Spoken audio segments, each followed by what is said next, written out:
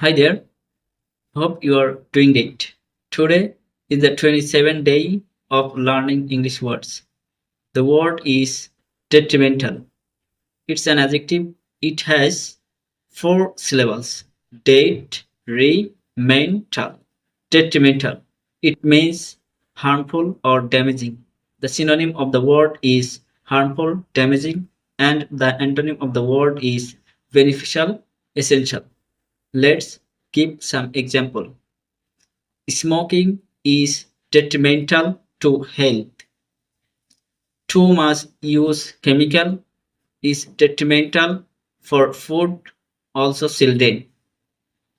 Nowadays, too much stress is detrimental for our young generation.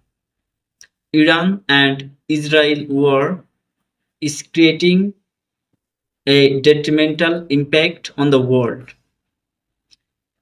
Coronavirus made a detrimental situation all over the country. Thank you.